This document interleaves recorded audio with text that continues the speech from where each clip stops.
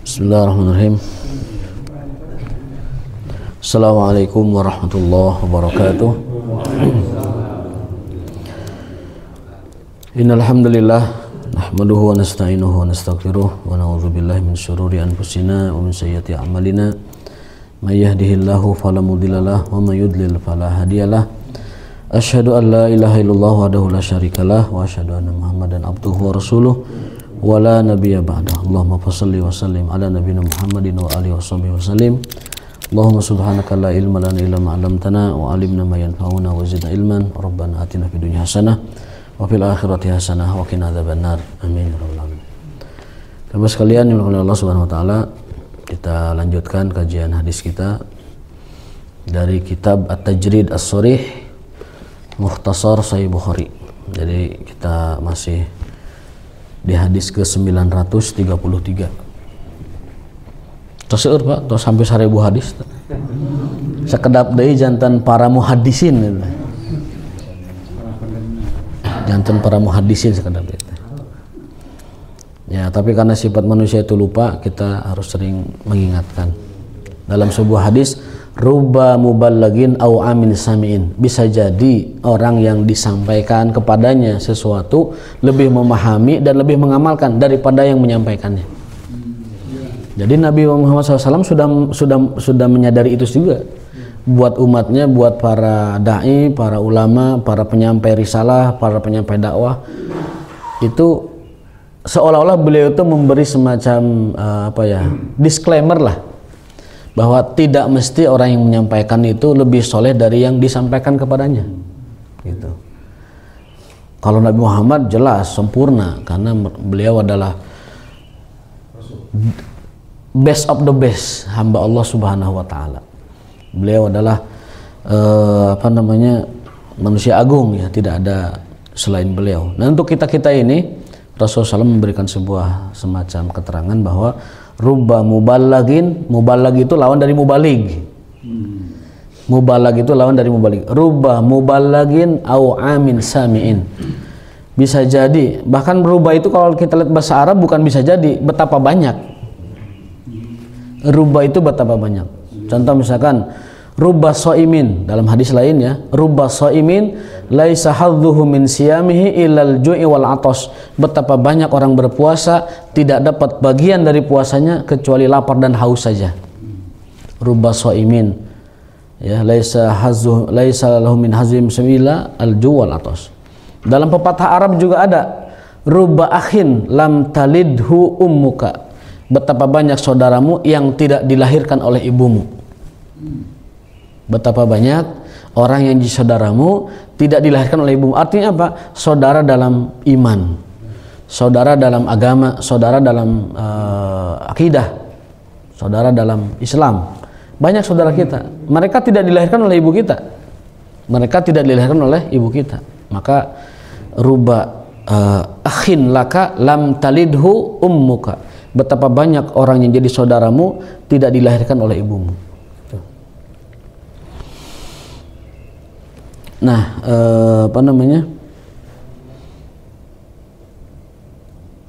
bisa ke situ dari mana ya? Bisa mengkol ke situ tadi. Keterangan awalnya bagaimana? Keterangan awalnya rubba muballagin au amin samiin. Betapa banyak para muballag, orang yang disampaikan pada mereka, yang mendengarkan dakwah lebih memahami, lebih mengamalkan dari yang menyampaikannya. Jadi bisa jadi yang saya sampaikan ini bapak-bapak lebih banyak mengamalkannya, lebih kuat dan lebih dalam memahaminya daripada yang menyampaikan itu sendiri. Dan itu sudah disampaikan sendiri oleh Rasulullah SAW. Sehingga tugas kita hanyalah mengingatkan dan terus mengingatkan satu sama lain. Bukankah Adam tergelincir karena lupa? Bukankah manusia disebut manusia itu dari kata mansia, dari kata nasiya yansa. Mansia ismul makan, artinya tempatnya lupa. Jadi mansia itu asal kata dari nasia yang bermakna lupa. Jadi mansia tempatnya lupa. Maka tidak salah kalau Rasulullah SAW bersabda kullu bani Adam khotta'un, setiap anak Adam itu bersalah, punya salah.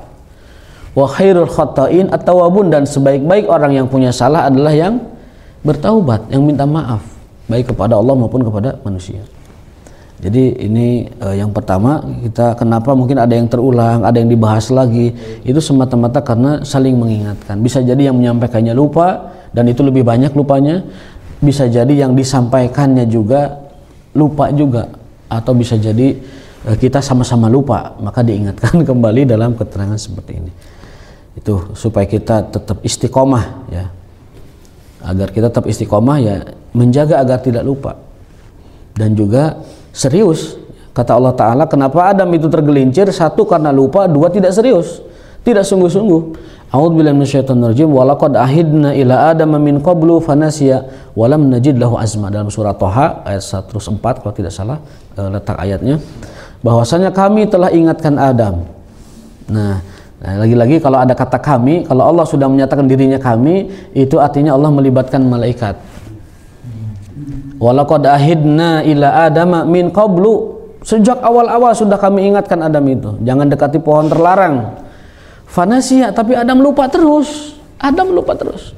Walam najid lahu azma, dan tidak serius, tidak sungguh-sungguh. Artinya apa? Ya, tidak serius itu kagodaku hawa, kagodaku dirinya sendiri, kagoda dengan dorongan-dorongan dirinya, kagoda dengan godaan setan. Akhirnya Adam pun tergelincir melanggar larangan, yakni mendekati pohon larangan, syajaratul khuldi. Ya, disebutkan dalam Quran disebut syajaratul khuldi, tapi nama aslinya wallahu alam. Disebut syajaratul khuldi karena pohon tersebut dijanjikan oleh setan, kalau kau memakan pohon itu wahai Adam, mendekati pohon itu kau akan abadi di surga. Nah, Adam tertipu dengan bujukan itu. Biar saya lama di surga, saya dekati pohon itu. Ternyata itu adalah jebakan dari jebakan-jebakan setan. Sekali lagi, kita ngaji di sini bukan paling hebat, bukan paling soleh, yang menyampaikan tidak lebih baik dari yang disampaikan. Bahkan kata Nabi, bisa jadi yang disampaikan lebih memahami, lebih dalam lagi pemahamannya, dan lebih banyak mengamalkannya daripada yang menyampaikannya. Jadi bab mengamalkan mah itu masing-masing kita kepada Allah SWT. Tapi bab menyampaikan, kebetulan saya belajar lebih dulu hadis ini, dan pernah talaki hadis ini kepada yang ahlinya, sehingga berkewajiban untuk menyampaikan kepada siapapun dari umat Islam yang yang layak untuk disampaikan kepadanya keterangan-keterangan dari Rasulullah Shallallahu Alaihi Wasallam. Kitabul Buyu, kita masuk ke bab baru, yaitu tentang bab sebenarnya bab umumnya itu bab muamalat, bab interaksi sosial, tetapi lebih spesifik lagi di beberapa hadisnya itu tentang al-buyu atau al-bai', tentang perniagaan. Hadis nomor 933, An Abdurrahman bin Auf radhiyallahu anhu. Kita tahu sosok beliau Abdurrahman bin Auf itu satu dari 10 pemuda atau laki-laki atau manusia yang dijamin masuk surga, dan 10 orang jamin masuk surga ini adalah level kedua dari urutan derajat para sahabat. Kalau kita mengurutkan makom para sahabat itu, yang pertama adalah khulafa'u rasyidin, udah itu grade A jaminan itu. Ini makom para sahabat. Yang pertama khulafa'u rasyidin, yang kedua al-mubasysyaruna bil jannah, 10 yang dijamin surga, al-asyara al-mubasysyaruna bil jannah. Yang ketiga ahlu badar. Bahkan ahlu badar ini kata Allah, lakukan sesuka kamu, aku telah mengampuni dosa-dosa kalian. Jadi ahli badar ini keistimewaannya, walaupun berdosa setelah perang Badar, Allah sudah ampuni dosanya. Hal tersebut sebagaimana disebutkan dalam sebuah hadis yang lebih jelas, itu ketika ada seorang sahabat bernama Hatib bin Abi Balta'ah. Hatib ini membocorkan rahasia Nabi terkait dengan penaklukan kota Mekah. Kita tahu sendiri kalau ada orang membocorkan rahasia keamanan negara, kira-kira apa hukumannya? Serius kan? Dihukum, bahkan mungkin serius hukumannya. Ketika sahabat mengusulkan, ya Rasulullah, Hatib telah khianat, dia membocorkan rahasia penaklukan kota Mekah, futuh Mekah, kepada orang musyrikin dengan mengutus seorang wanita mengirimkan berita kepada mereka. Wanitanya itu nenek-nenek, udah agak tua lah. Itu Rasul dengan diberitahu oleh Jibril alaihissalam, wahai Muhammad, ada seorang dari kalian membawa berita kepada orang Quraisy, membocorkan rahasia penaklukan besok. Maksudnya besok dalam waktu dekat gitu. Akhirnya Rasulullah SAW mengutus Ali bin Abi Thalib dan beberapa sahabat lain untuk mengejar wanita itu.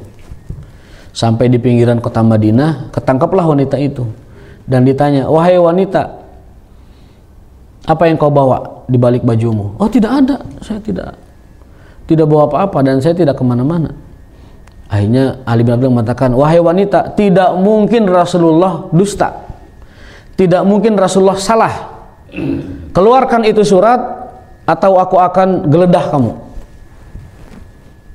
Kalau tidak dibuka surat itu, kami geledah kamu supaya dapat surat itu. Ternyata dikeluarkan oleh wanita tersebut ada surat dari Hatib kepada orang Mekah. Isinya adalah bahwa akan ada penaklukan dari Rasulullah SAW. Dipanggillah Hatib. Sahabat sudah bereaksi, wah ya mah gue digebukan nih, sudah khianat ya. Tapi apa kata Rasulullah? Biarkan dia, karena Allah telah mengampuninya. Kenapa? Karena dia adalah ahli Badar. Dalam hadis tersebut Rasul bersabda, laqad ittala Allah ala amalikum faqala i'malu ma syi'tum faqad ghafartu lakum. I'malu ma syi'tum, lakukan sesuka kalian karena aku telah mengampuni kalian, kata Allah Ta'ala. Jadi ahli Badar itu diampuni sebelum berbuat. Hebat kan? Hebat. Di kalangan orang mulai gitu, jadi ulah wanianan orang sudah ampuni sebelum berbuat. Ahli Badar diampuni sebelum berbuat. Bahkan kesalahan serius seperti membocorkan rahasia Rasulullah itu juga diampuni gitu. Ketika Umar sudah menawarkan diri untuk menghukumnya, dakwah ya Umar, biarkan Umar. Tidakkah kalian ingat dia ahli Badar dan Allah sudah mengampuni dosa-dosa ahli Badar bahkan sebelum mereka berbuat. Nah itu. Kenapa sih Badar begitu istimewa? Karena Badar itu perang yang sangat menentukan. Perang pertama, perang yang benar-benar menguji keimanan, perang yang benar-benar menguji kemunafikan atau tidak munafiknya, sehingga balasannya pun adalah sangat luar biasa. Allah telah ampuni dosa ahli Badar bahkan sebelum mereka melakukannya. Urang malain ahli Badar, ulah lalawara gitu. Korupsi ada saya ahli Badar, ahli Badar mual korupsi pasti. Gitu ya. Jadi Allah sudah tahu ahli Badar itu tidak mungkin berdosa berlebihan, jadi sudah diampuni ya, sudah diampuni. Baik, hadis yang pertama dari kitab ini, dari bab ini adalah riwayat Abdurrahman bin Auf. Qala lamma qadimna al-Madinah ta'akhkhara Rasulullah SAW baini wa baina Sa'ad bin Rabi'. Jadi Abdurrahman bin Auf ini bercerita, saat kami tiba di Madinah dalam hijrah ya, beliau dipersaudarakan oleh Rasulullah dengan sahabat Ansor namanya Sa'ad bin Rabi'. Ini lagi-lagi ini kita mengkaji sejarah bahwa pilar peradaban Madinah itu, Rasul membangun Madinah itu pilarnya 3. Satu adalah persaudaraan, yang kedua adalah masjid, yang ketiga adalah damai dengan musuh. Sekali lagi, pilar peradaban yang Rasul bangun di Madinah, atau 3 hal yang Rasul lakukan pertama kali ketika tiba di Madinah adalah: 1, membangun masjid, yang kedua adalah persaudaraan sesama kaum muslimin, persatuan, yang ketiga adalah kompromi dengan dengan pihak lain. Dan itu berhasil Rasulullah SAW membangun Madinah. Nah, di antara orang yang dipersaudarakan itu adalah Abdurrahman bin Auf, suku Quraisy, orang Quraisy Mekah ya, dengan sahabat Sa'ad bin Rabi', orang Ansor. Faqala Sa'ad menawarkan berbagai hal bantuan kepada saudaranya, saudara barunya itu Abdurrahman bin Auf.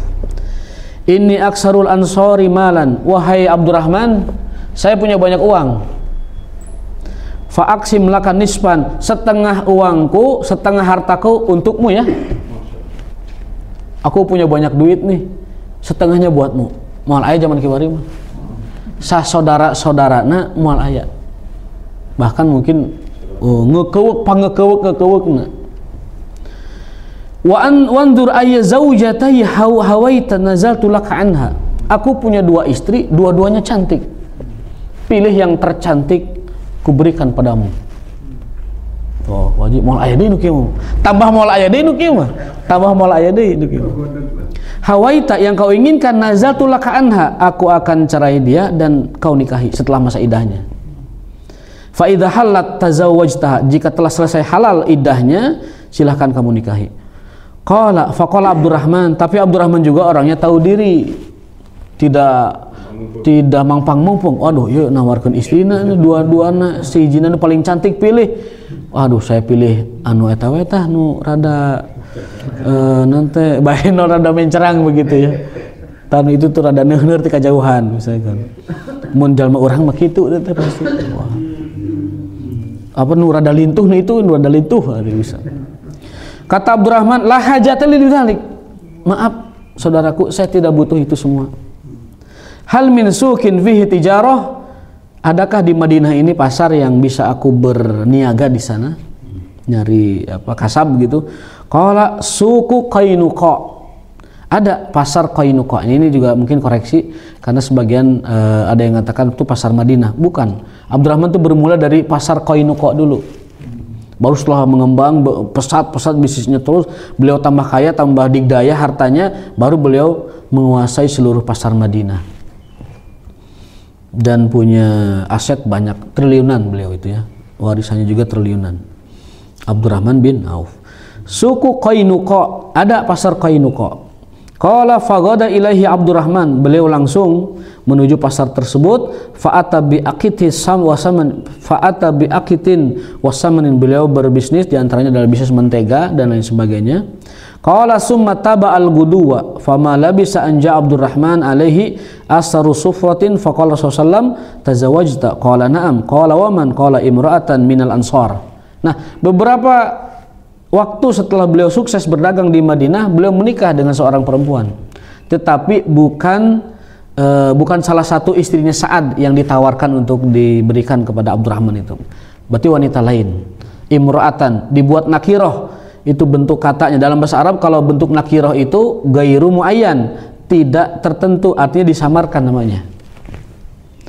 Imra'atan minal ansar. Qala kam sukta, berapa kau mahari dia? Karena Abdurrahman itu baru berkembang bisnisnya, tidak banyak maharnya saat itu, ya seadanya.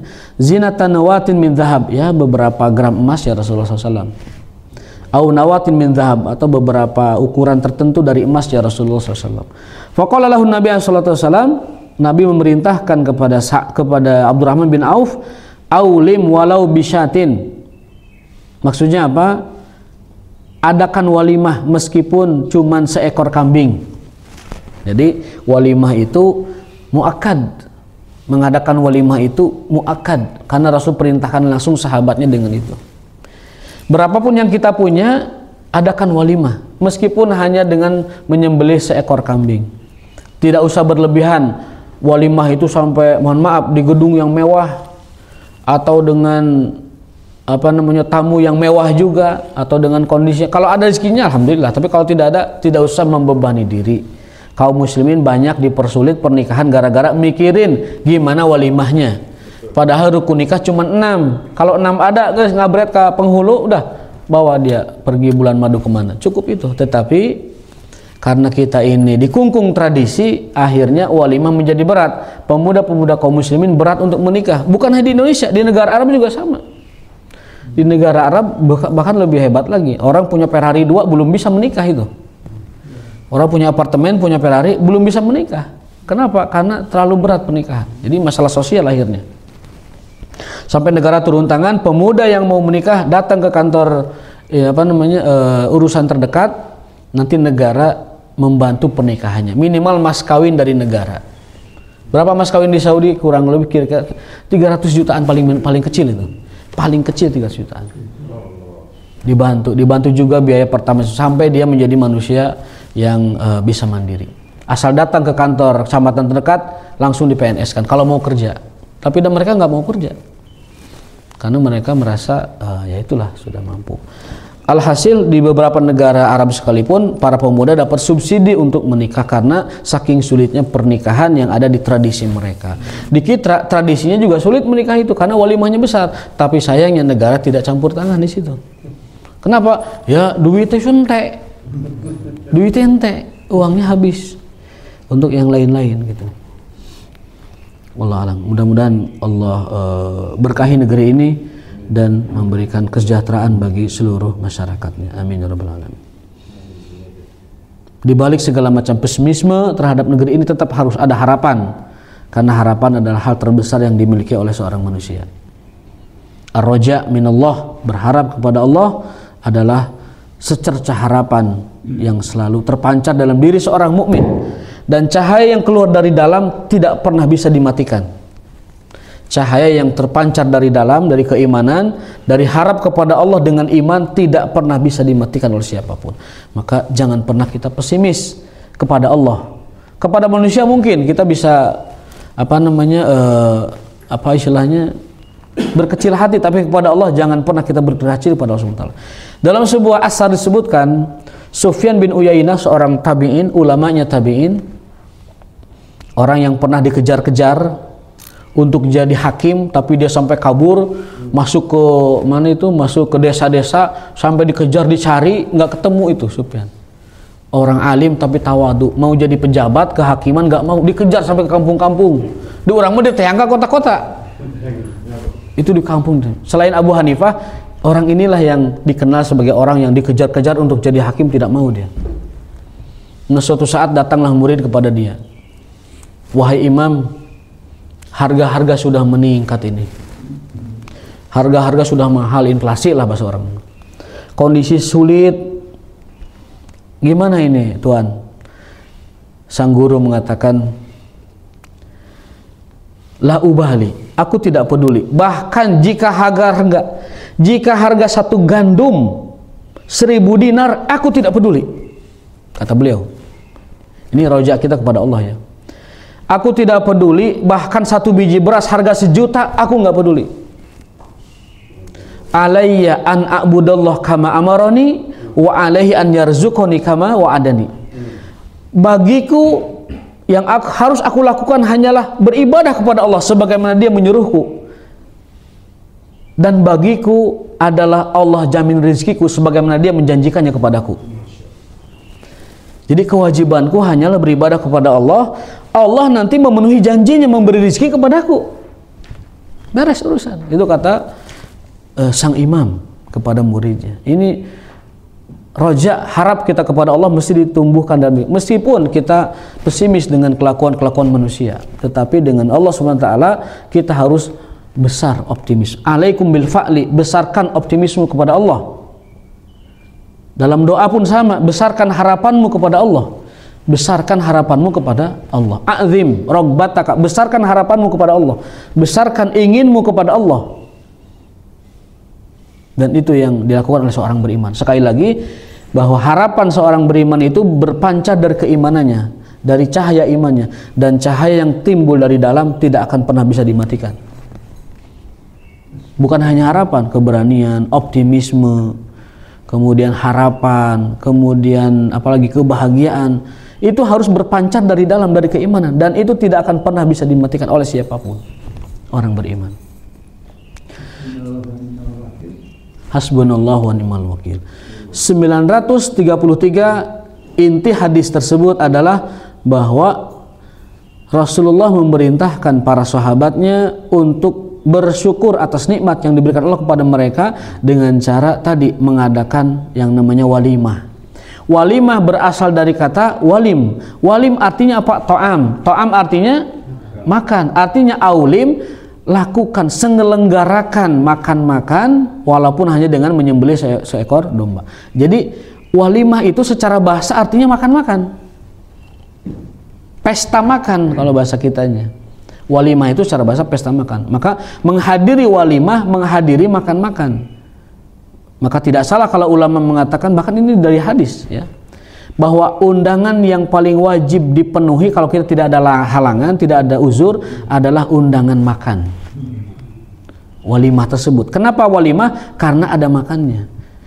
Ya. Jadi kenapa walimah diwajibkan? Karena ada undangan makan. Dan sebaik atau undangan yang paling wajib dipenuhi, ajakan yang paling wajib dipenuhi kalau tidak ada halangan, sekali lagi, adalah undangan untuk makan, termasuk walimah ya, termasuk walimah. Ari masalah menyalami mempelai, menyalami keluarga mempelai, itu mah bagian dari tambahan-tambahannya. Yang paling intinya mah adalah walimah dan juga doanya, barakallahu laka wa baraka alaika wa jama'a bainakuma bi khair. Kalau ngadonya harus juga. Ya? Ngadonya itu masuk dalam konteks umum bahwa orang-orang sesama orang beriman itu mestilah harus saling memberikan hadiah. Tahadu tahabu. Sering-seringlah kalian berbagi hadiah, nanti akan muncul rasa cinta dan sayang di antara kalian. Tahadu, berikanlah hadiah sesama kalian. Tahabu, kalian akan saling mahabbah. Ya. Orang saling berbagi hadiah akan ada muncul mahabbah dalam diri mereka. Ada nggak di kalangan sahabat? Di kalangan sahabat, kalau lihat konteks itu ada. Mereka memberikan doa dan bantuan kepada para pengantin yang menikah tersebut. Kalau bentuk kado yang kita pahami Allah alam, ya itu memang tidak banyak dibahas. Tetapi mereka membantu pernikahan para sahabat lain itu dalam kehidupan mereka biasa. Bahkan kalau ada sahabatnya menikah, misalkan dia membantu mas kawinnya, misalkan dengan 2 ekor unta, dengan 3 ekor unta, dengan 4 ekor unta dan lain sebagainya. Itu jadi biasa, para sahabat membantu pernikahan temannya itu biasa. Tapi kalau ngado dalam bentuk ngado yang kita tahu, amplop yang kita tahu, ya wallahu alam, itu perlu dipelajari lagi ataupun mereka melakukannya atau tidak. Yang jelas dalam sebuah riwayat, para sahabat itu selalu berkumpul di acara pernikahan, karena undangan nikah adalah undangan yang paling wajib ditepati, paling wajib didatangi kalau tidak ada uzur syar'i. Meskipun di undangan tersebut ada tanda petik ya maksiatnya, datangi seperlunya, kemudian pergi setelah itu. Tapi tidak sampai menjadikan saya mah tidak mau datang ke undangan itu karena ada maksiatnya, tidak. Kewajiban memenuhi undangannya tetap karena dia seorang muslim mengundang kita. Wa idza da'aka fa'ajibhu, hak seorang muslim jika dia mengundangmu datanglah kepada undangannya. Itu hak seorang muslim, ya. Dan undangan yang dimaksud yang paling wajib adalah undangan pernikahan. Dan itu pun alasannya karena yang bersangkutan sahibul hajat telah mengadakan makanan. Kalau makannya tidak dimakan, itu sakit hatinya. Tapi kalau makannya dimakan, dia senang hatinya. Bukankah ibadah terbaik adalah menyelipkan kebahagiaan pada hati seorang muslim? Dalam sebuah hadis, min afdhalil ibadat an tudkhilas surur ala qalbi akhikal muslim. Ibadah yang paling afdal adalah kau menyelipkan kebahagiaan, kesenangan kepada seorang muslim. Itu ibadah paling afdal. Maka sering-seringlah kita menyelipkan kebahagiaan, minimal dengan cara tadi memenuhi undangannya, ataupun dengan cara mengucapkan selamat kepadanya, atau dengan memberi hadiah kepada, atau hanya sekedar senyum kepadanya.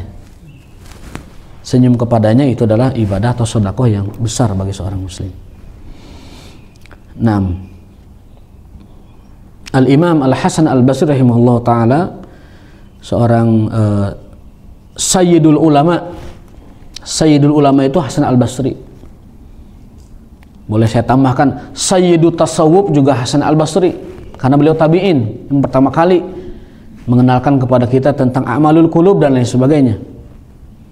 Lalu dilanjut dengan generasi berikutnya, ada Ibrahim bin Adham, ada Junaid al-Baghdadi, ada Imam Ghazali dan seterusnya. Tapi pupuhunya, pini sepuhnya ahlu tasawuf Hasan Al-Basri. Dan tasawufnya tasawuf sunni, ala manhaji sunnah. Beliau mengatakan al-akhlaqu salasatun. Akhlak itu kalau kita ringkas ada 3 hal. Puncaknya akhlak itu ada 3 hal. Yang pertama adalah kaful adza, tidak merugikan orang lain, tidak zalim. Yang kedua adalah badlul ato, memberi kepada yang membutuhkan. Badlul ato itu memberi, maka memang ato itu berean gitu. Orang ato itu adalah dari kata ato yu'ti atoan wa i'taan, pemberian. Badlul ato. Yang ketiga adalah bastul wajhi, murah senyum. Ya, akhlak itu puncaknya 3. Yang pertama adalah tidak merugikan orang lain, kaful aza, atau kafuz zulmi, tidak menzalimi orang lain. Yang kedua adalah bazlul ato, memberi kepada orang lain. Yang ketiga adalah senyum. Kita boleh ringkas, tidak zalim, senang memberi, dan murah senyum. Itu puncaknya akhlak, kata Imam Al-Hasan Al-Basri rahimahullahu ta'ala.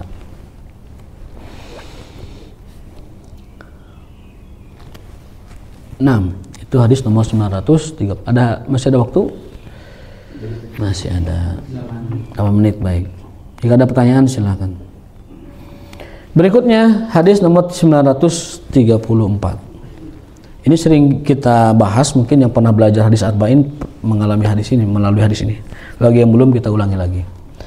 An Nu'man bin Bashir radhiyallahu anhu qala Nabi sallallahu alaihi wasallam al halalu bayyinun wal haramu bayyinun. Dari Nu'man bin Bashir radhiyallahu taala anhu, beliau menceritakan bahwa Rasul SAW bersabda, sesungguhnya yang halal itu telah jelas dan yang haram itu juga telah jelas. Wa bainahuma umurun mustabihah. Dalam riwayat lain mustabihat dijamakkan. Antara halal dengan haram itu ada yang namanya mustabih atau syubhat. Faman taraka ma syubiha alaihi, barang siapa yang meninggalkan sesuatu yang syubhat, yang samar, tidak yakin halal haramnya, kana stabana atraka, maka dia telah menjaga agama dan kehormatannya, dan dia pasti menjaga diri dari yang haram. Ya. Kana limastabana atraka. Sekali lagi, orang yang menjaga diri dari hal yang syubhat, dia telah menjaga agamanya, menjaga kehormatannya, dan dia pasti memiliki sikap akan lebih menjauhi dari perkara haram. Wa man ijtara'a 'ala ma yashukku fihi, adapun orang yang berani mengambil yang syubhat, yang tidak jelas halal haramnya, maka dia telah menggadaikan agamanya dan mencederai kehormatannya, serta akan lebih berani kepada yang haram. Orang berani ngambil yang syubhat pasti berani ngambil yang haram. Kata siapa? Kata Rasulullah SAW. Wal ma'asihimallah. Nah, dalam riwayat lain Rasul gambarkan seperti pagar. Kalau kita punya kebun kita, kebun orang lain, ada galengan, tumbuhlah di situ jauh, naon teh terong, naon teh hiris, sijaat, rawai, tarumuh di teh. Nah, kalau kita orang yang takwa, yang waro, itu nggak mau ngambil. Karena apa? Dia tumbuh di pagar. Jangan-jangan yang saya minum itu dari akar yang punya kebun sebelah itu, nutrisinya. Jangan-jangan bencoy yang saya makan itu dari nutrisi kebun sebelah. Orang takwa tidak mau ngambil. Meskipun secara kasat mata, lah ada ieu mah galengan-galengan urang ieu mah. Gigirna bersebelahan. Nah, tidak. Orang takwa meningkat. Karena apa? Karena orang kalau sudah berani mengambil sesuatu dari yang samar tadi, maka dia yang dari yang haram pasti lebih berani lagi. Kalau orang bertakwa, dia akan hanya ngambil dari kebunnya dia yang jelas, ini yang halal, dan menjauhi dari yang syubhat yang digalengan itu. Kecuali minta keridoan. Pak, Kang, ini yang tumbuh di galengan ini kita jadi sama halal aja ya, milik bersama. Itu lain lagi ceritanya. Tapi kalau kita tidak tahu siapa pemiliknya, belum ada kesepakatan bahwa itu milik bersama, maka jatuhnya kepada syubhat. Khawatir, ya. Kita makan yang syubhat, akhirnya agama kita jadi tercoreng, kehormatan kita jadi tercoreng, dan kita akan tertanam dalam diri kita akan lebih berani mengambil yang haram karena kita sudah main-main di wilayah syubhat. Waliyazubillah. Walhima wal ma'asihimallah. Nah, galengan Allah itu, kata Allah itu maksiat. Jadi orang yang berani cemplung kepada maksiat yang kecil, dia akan berani kepada maksiat yang besar. Maksiat atau syubhat? Ya, kalau dalam konteks amal perbuatan, wilayah syubhat itu maksiat itu. Maksiat itu pagarnya Allah. Kalau berani dilanggar maksiat yang dosanya kecil itu, dia lama-lama akan berani mengambil dosa yang besar. Jadi dosa kecil kalau terus-menerus dilakukan tanpa merasa bersalah, maka lama-lama dia akan mencamplok dosa yang besar. Sahabat Ibnu Mas'ud, beliau mengatakan, di zaman kami dosa kecil itu kami sikapi dengan hal yang paling serius. Berbeda dengan zaman sekarang, dosa besar pun disikapi dengan hal yang kecil. Ya, para sahabat itu menganggap dosa kecil seperti dosa besar. Zaman sekarang dosa besar dianggap dosa kecil. Nyentengkeun sok barudak ngora lamun ngumpul sok aya wae teh minuman miras itu. Aya wae itu. Orang-orang tua kalau ngumpul sok aya wae teh judina. Ada saja, nguseup di judian, layangan di judian, golep di judian, kemudian balap motor di judian, main manuk di judian, segala di judian. Bahkan muncang di judian. Tapi pernah ngobrol di suatu angkutan gitu, ngomongin harga muncang, ada yang 500.000, 3 juta, 2 juta. Bukankah muncang 500 dia menang saruntuy? Nah, ternyata muncang adu. Bahkan di sebuah perkampungan, di sebuah daerah, saya nggak sebut daerahnya, bisa malu ya, itu sampai kalau ada makanan 5 siki, makanan bolu misalkan, sampai dijadiin judi. Kalau ada bolu 5 sikat, 5 keret, engke laler nu nencelek pertama eta nu menang, nu lain balayar. Waliyazubillah. Bolu dibagikan 5 ngajejer, ke aya laler nu nencelak didinya, nah eta dia pemenangnya. Nu lain teh balayar 100 ribuan teh. 100 ribu. Jadi menang 500 ribu gara-gara laler. Nah, jadi zaman kita mah perkara serius dianggap enteng. Zaman dulu perkara enteng dianggap paling serius. Dalam sebuah riwayat begitu, kunna na'uddu as-saghirata kabiratan. Dulu kami menganggap dosa kecil itu serius sekali. Itu para sahabat. Zaman sekarang kebalikan, kita menganggap dosa besar urusan yang kecil. Waliyazubillah. Nah, Allah mengatakan bahwa perbuatan maksiat itu pagarnya Allah, batasnya Allah, himallah, batasnya Allah. Man yarta haulal hima, barang siapa yang main-main di maksiat kecil itu, maka dia akan mencaplok yang haramnya, akan mengambil porsi yang haramnya. Waliyazubillah.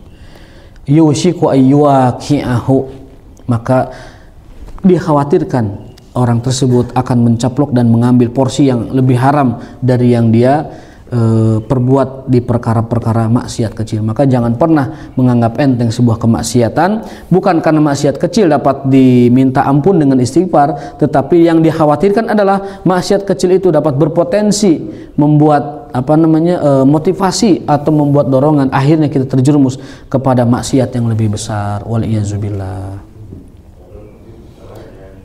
Itu hadis yang ke-900. Satu lagi deh, biar 3 hadis ya, ini penutup. Karena ini bab muamalat, jadi kemana-mana temanya. Memang hadisnya begitu di sini, temanya begitu. Nah, ini ada kejadian bahwa seseorang itu, mohon maaf ya, ini agak sensitif. Jadi kalau dalam sebuah ikatan rumah tangga, tiba-tiba istri melakukan pengkhianatan, lahir seorang anak, ya, maka itu al-waladu lil firas. Anak itu statusnya, karena dia berada dalam ikatan rumah tangga, anak itu adalah milik siapa? Milik suaminya. Walil akhir al-hajar, walil akhir al-hajar, dan bagi pelaku perzinaannya kena rajam.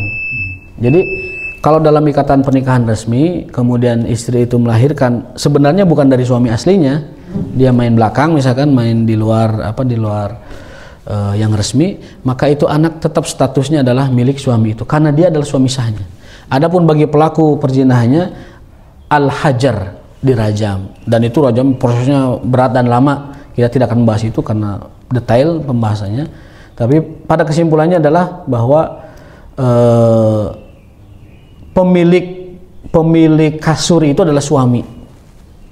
Al-waladu lil firas, anak yang lahir dari hubungan rumah tangga meskipun dihasilkan dari luar firas itu, maka anak itu milik yang punya firas. Al-waladu lil firas, hadisnya begitu. Walil akhir, dan bagi pengkhianat dirajam. Tentunya rajamnya dengan pembuktian 4 saksi, dan tidak pernah terjadi karena susah. Banyak hukum rajam itu pengakuan, hampir semua pengakuan. Tidak pernah ada 1400 tahun ada rajam dengan pembuktian, rata-rata dengan pengakuan. Nah, kita tidak bahas itu karena itu detail. Yang penting adalah tema utamanya bahwa apabila ada seorang anak lahir dari hubungan rumah tangga yang sah, yang resmi, maka anak itu milik si bapak, meskipun itu bikinan si ibu dengan pihak luar negeri, pihak luar. Kalau nanti ada terjadi pembuktian perzinahan, maka si ibu dirajam, tapi anak itu milik suami aslinya. Wallahu a'lam bishawab, wa ma taufiquna illa billah. Mudah-mudahan ada manfaatnya, dan mudah-mudahan menjadi motivasi kita untuk senantiasa istiqomah untuk talabul ilmi. Hadallahu ajmain wa barakallahu fikum. Wassalamualaikum warahmatullahi wabarakatuh. Subhanakallahumma bihamdika asyhadu an la ilaha illa anta astaghfiruka wa atubu ilaik.